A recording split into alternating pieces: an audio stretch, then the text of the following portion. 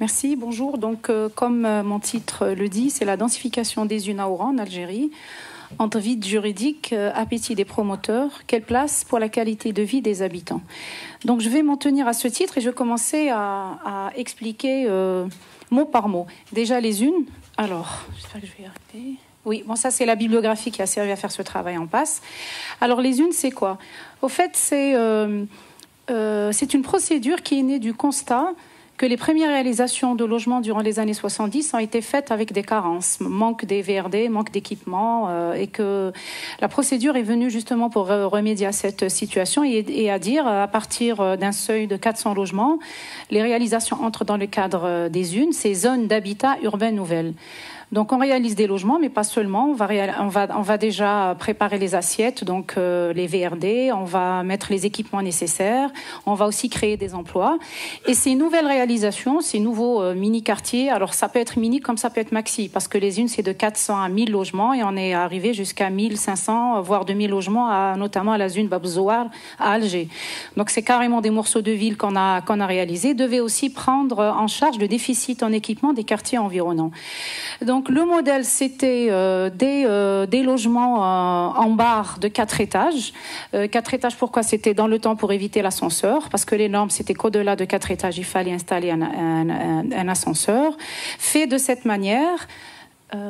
Voilà, dans une logique de plan de masse où, bien sûr, la composition urbaine, si on peut vraiment parler de composition urbaine, exclut tout ce qui est îlot, tout ce qui est rue, tout ce qui est avenue. Donc, c'est des bâtiments qui sont disséminés sur un large terrain où on va surtout tracer la voirie et les autres espaces. Donc, cette façon de faire, ces logements, ces quartiers, ces morceaux de ville, et ce qui fait ressembler énormément les unes en Algérie aux grands ensembles français. Mais la ressemblance va s'arrêter à peu près là. Donc, qu'est-ce qui s'est passé? Alors, j'y arrive. Voilà, encore un autre exemple de ces unes. On va revenir sur ces images. Pour faire ces unes, il a fallu bien sûr faire comme les grands ensembles, faire appel à une rationalisation, à une standardisation, à une industrialisation de la réalisation. Donc, on a fait appel à des usines de préfabrication pour réaliser ces unes. Et bien sûr, il fallait normaliser. Donc, en France, c'était la grille du pour justement trouver les ratios d'équipement. En Algérie, c'est la grille théorique des équipements. Ce qu'on trouve aujourd'hui, c'est que quand on voit les unes, on sent qu'il y a une générosité dans les normes et les espaces. La grille théorique des équipements, elle disait que on allait affecter 75 mètres carrés d'espace libre, c'est-à-dire non construit, par logement. Donc, si je prends à Oran, il y a eu la réalisation de 6 unes. Donc, voilà le nombre de logements qui ont été réalisés. Et si j'applique ce ratio de 75 mètres carrés, on va se retrouver avec, par exemple, la zone Atmenia que je vais présenter. On a 57,7 mètres carrés d'espace libre. Après, je vous dirai ce que ça veut dire les espaces libres. 57,7 hectares d'espace libre pour 7704 logements. Donc, au fait, c'est 57 hectares d'espace à aménager, à entretenir et à gérer. Cette générosité des normes dans le temps était possible parce que l'Algérie a vécu une période de gel du marché foncier. Il y a eu une ordonnance des réserves foncières communales où tous les terrains qui étaient situés à l'intérieur d'un périmètre d'urbanisation d'une commune ou d'un groupement de communes, comme c'était le cas d'Oran, en 1977, le PUD a été approuvé, le plan d'urbanisme directeur, mais il ne concernait pas que la commune d'Oran. Parce que le territoire urbain de la commune d'Oran allait quand même déborder sur les communes limitrophes. C'est un peu une intercommunalité française. Donc tous les terrains étaient inclus dans ce qu'on appelait dans le temps les réserves foncières communales. Donc pratiquement on effaçait la valeur réelle foncière du marché, ce qui fait qu'on pouvait se permettre d'être généreux parce que de toutes les manières, il n'y avait plus de valeur réelle du prix du mètre carré.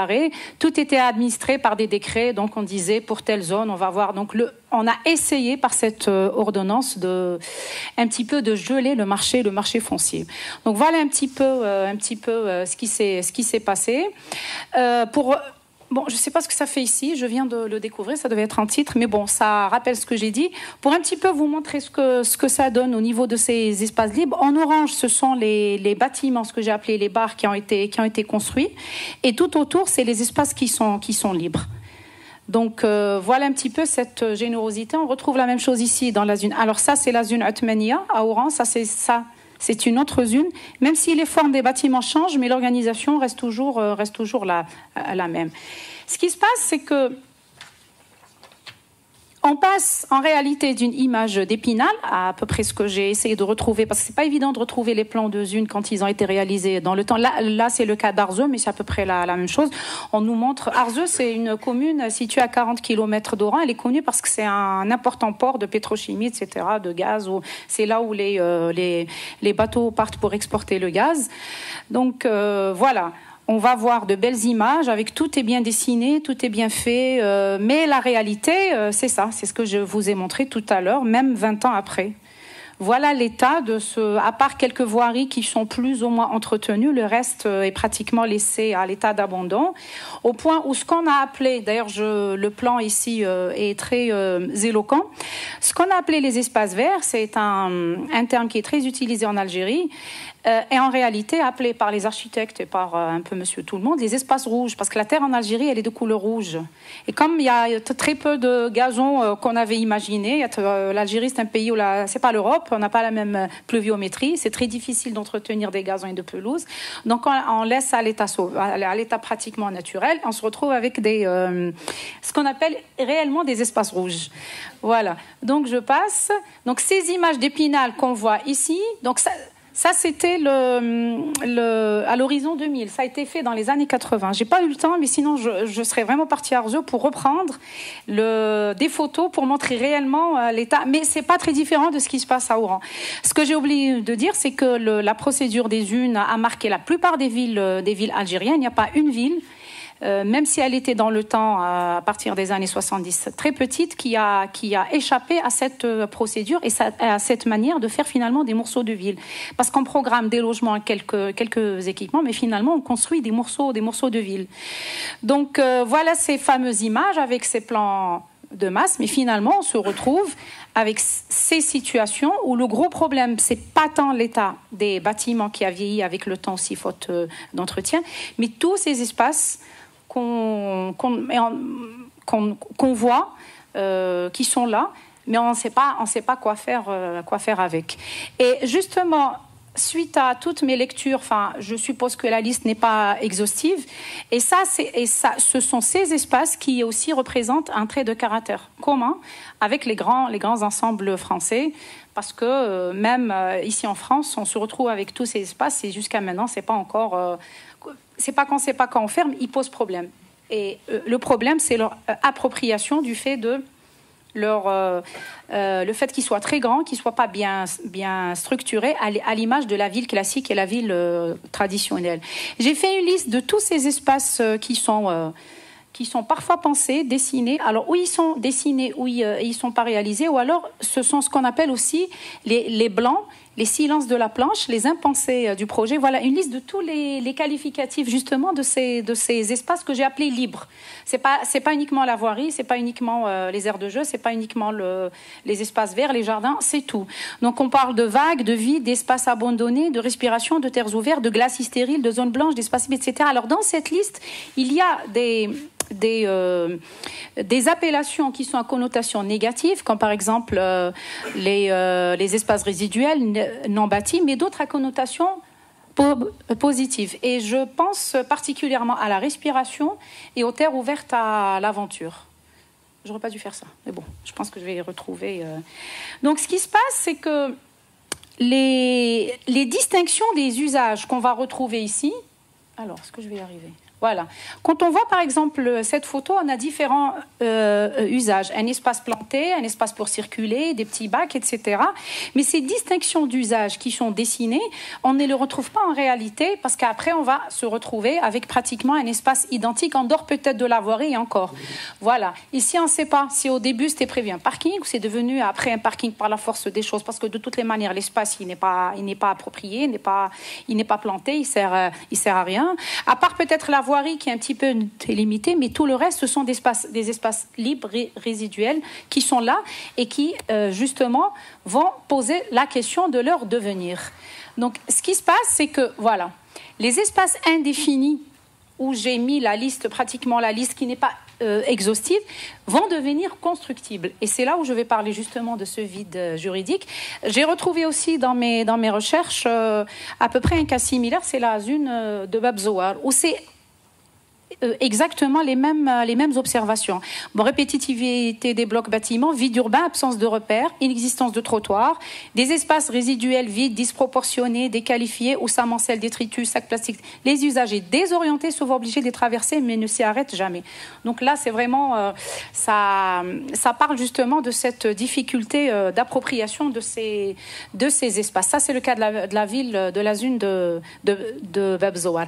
Ce qui se passe, c'est que les unes ont été construites durant les années 70. Les premiers logements ont été livrés durant les années 80. Il me semble qu'au même moment, en France, on parlait de la réhabilitation des grands ensembles. Nous, on a quand même continué. On s'est dit, on va quand même les construire, ces logements. Bref, on retient jamais la leçon de ce qui se passe ailleurs. C'est qu'à partir des années 2000, la donne a changé. L'économie, je passe très vite, algérienne est passée d'une économie planifiée, où l'État était le principal promoteur, à plus d'ouverture. Il y a eu la Constitution de 1989 qui a garanti la propriété privée illimitée, chose qui n'existait pas avant.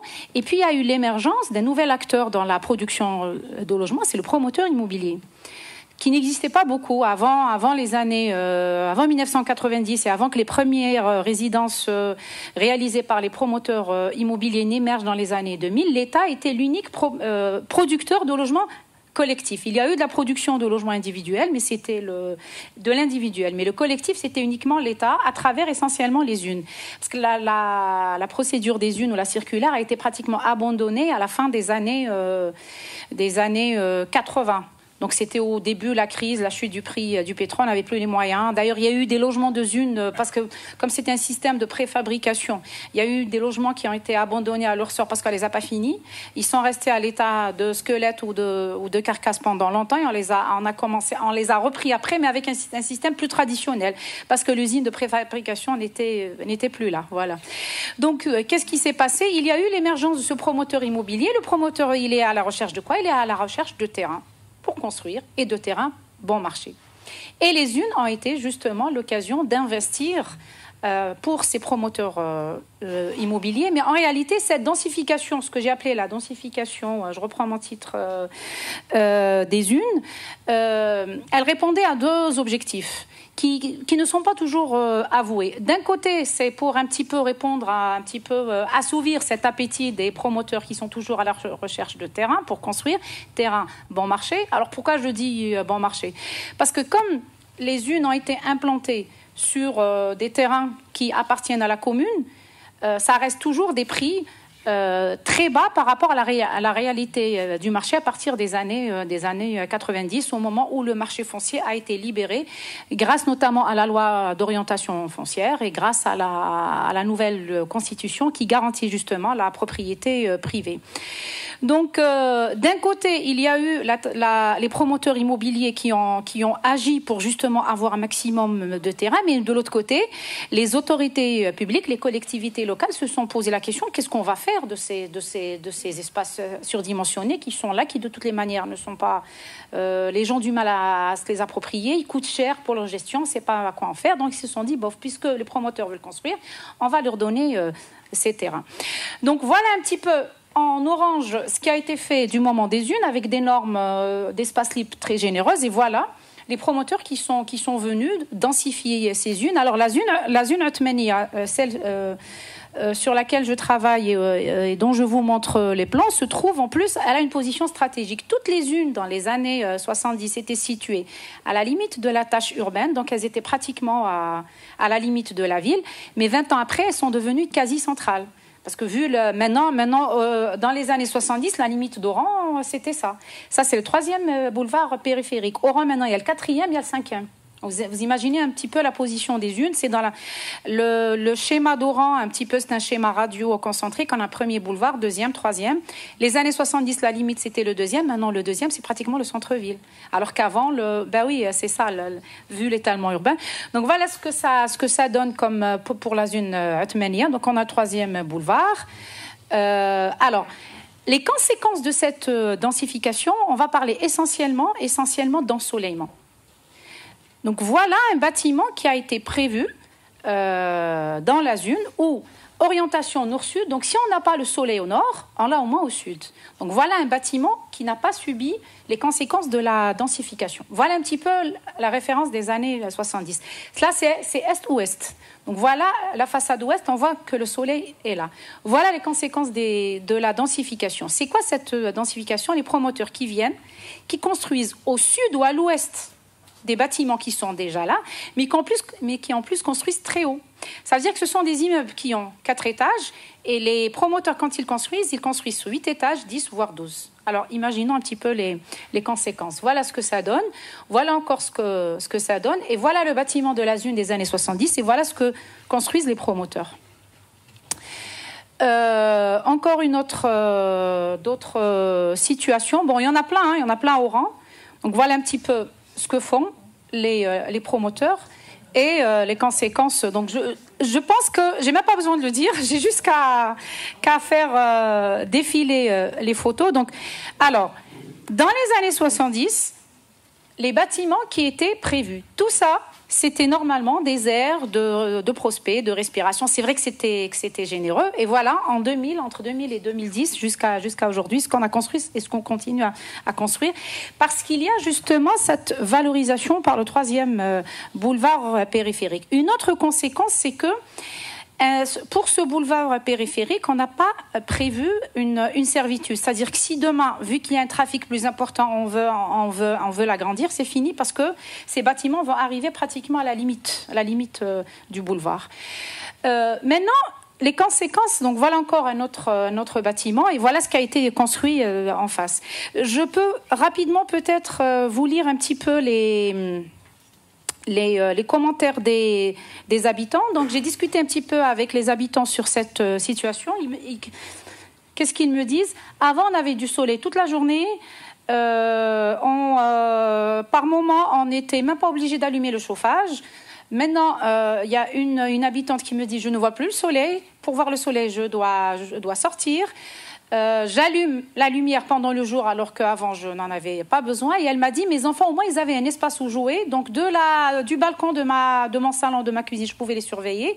Maintenant ce n'est plus possible. Elle m'a dit j'ai tant rouspété, j'ai tant maudit ces espaces rouges et ce ça parce que mes enfants quand ils arrivaient ils étaient tout sales. Maintenant je regrette tout ça parce que ce n'est plus possible. Voilà. Mais ce que je tiens à dire aussi c'est qu'aujourd'hui je n'ai traité que du cas des unes. Mais cette densification elle concerne la majorité des quartiers de la ville d'Oran et je dirais même que la plupart des villes algériennes. Et pour ça j'ai un article en ligne que vous pourrez consulter. Alors pour conclure. Je crois que c'est le moment. Je vous montre encore quelques photos. Voilà le bâtiment Zune et voilà les bâtiments qui sont construits à côté. En plus, en façade sud. Donc, ce que j'ai mis ici, c'est que la densification anarchique mais licite, inadmissible mais bien réelle. Anarchique et illicite, pourquoi c'est illicite? Parce qu'en réalité, il y a un règlement d'urbanisme qui dit, par exemple, ne serait-ce que par rapport à l'ensoleillement, tous les appartements doivent avoir au moins 2 heures d'ensoleillement par jour pendant 200 jours durant l'année, 200 jours durant l'année. Ça, c'est le règlement général d'aménagement et d'urbanisme. Mais bon, ces constructions faites par les promoteurs immobiliers, elles sont réglementaires parce qu'ils ont des permis de construire. Et qui délivre le permis de construire? Paradoxalement, c'est la direction de l'urbanisme qui est censée veiller au respect justement de ces règles d'urbanisme. Donc c'est pour ça que je parle de vide juridique parce que ces espaces, de par leur étendue, posent la question: sont-ils ou non constructibles? Bien sûr, à la base, c'était prévu des espaces libres. Maintenant, on s'est rendu compte qu'ils ont été généreux. La grande question, c'est que construire, que laisser? C'est ça le grand dilemme. Oui, c'est de ce côté-là. Là, voilà, j'arrive à la conclusion. Donc la conclusion, je dirais, la densification excessive est-elle inévitable? Est-ce que cette disposition aléatoire des bâtiments sur un terrain, comme des morceaux de sucre sur une nappe ou des dominos sur un tapis de jeu, incite à mettre de l'ordre? C'est vrai que quand on voit les plans, on voit des bâtiments un petit peu dispersés, un espace qui n'est pas bien structuré. On se dit, bon, ça a été fait durant une certaine période. Est-ce qu'il ne serait pas temps d'essayer de retrouver, nous aimons tous retrouver un petit peu, surtout nous les architectes, une forme urbaine bien claire. Et pour nous, l'urbain par excellence, c'est l'îlot, c'est l'alignement, c'est la rue, c'est la place. Et d'ailleurs, ces espaces, on a du mal à les appeler les espaces publics, parce que ce ne sont pas réellement des espaces publics. Il y a des règles qui nous permettent de dire que tel espace est public. Il ne suffit pas d'avoir un vide pour dire c'est un espace public. Et la valorisation de ces vides ne peut-elle se faire que par la construction? Il y a d'un côté l'efficacité économique pour les promoteurs, parce que non seulement pourquoi je dis appétit des promoteurs? Parce qu'on leur donne un terrain, mais en même temps, ils veulent un maximum de droits à construire. Donc, oui, d'accord, tu me donnes le terrain, mais je vais essayer, je négocie un maximum. Si tu me dis que le COS, il dit R+4, je vais quand même essayer de négocier et avoir un peu plus. Donc, c'est ça. Est-ce que l'efficacité économique et l'esthétique urbaine, la volonté un petit peu, parce qu'on a aussi envie de cacher les bâtiments des années 70 qui ne sont pas très beaux, qui ont mal vieilli aussi faute d'entretien. Donc il y a l'esthétique urbaine et l'efficacité économique. Est-ce qu'elle justifie cette densification au détriment des modes de vie? C'est-à-dire que les promoteurs immobiliers vont venir construire des logements de standing entre guillemets, parce qu'ils ne sont pas meilleurs. Peut-être qu'il y a de beaux matériaux, il y a de belles façades, mais au niveau de l'organisation du logement, ça ne change pas grand-chose. Légèrement plus grand, peut-être. Et en plus, ils se disent, nous, on va essayer d'avoir tous les avantages au détriment de ceux qui étaient là depuis les années 70. Donc, on oublie carrément les habitants qui sont là. Et finalement, cette abondance foncière, cette liste, donc ces vides, ces interstices, tout ce qu'on veut, cette abondance foncière, a un mérite et un défaut d'être urbaine. Le mérite, car elle permet une respiration, parce qu'en réalité, c'est une vraie respiration. Donc, les gens, finalement, au niveau des unes, pour peu qu'on aménage les espaces, il y a une qualité de vie, dans le sens, il n'y a pas de vis-à-vis, il y a suffisamment... Bon, ça, c'est avant la densification. Mais en même temps, c'est un défaut, parce qu'en aiguisant l'appétit des promoteurs immobiliers, à la recherche de terrains bon marché, on arrive justement à perdre cette qualité de vie qu'on avait. Et pour finir, je dirais qu'une voie intermédiaire est possible entre la densification anarchique et le fait de laisser ces espaces comme ça, et que cette voie ne peut se faire sans impliquer les habitants qui sont là depuis les années 70 et qui habitent ces unes. Merci pour votre attention.